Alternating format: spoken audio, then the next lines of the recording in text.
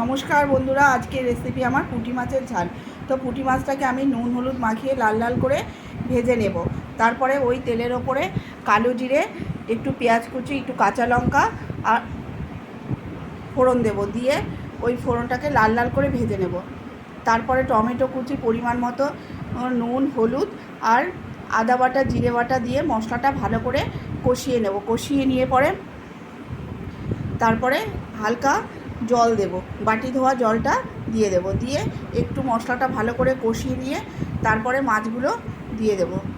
মাছগুলো দিয়ে একটু নাড়াচাড়া করে তারপর একটু ঢাকা দিয়ে দেবো। ঢাকা দিয়ে মিনিট 5 রাখবো। নামিয়ে নিয়ে একটু ধনেপাতা থাকলে দেবো, আমার ধনেপাতা ছিল না। রেডি আমার পুঁটি মাছের ঝাল। তোমরা এইভাবে করে দেখো।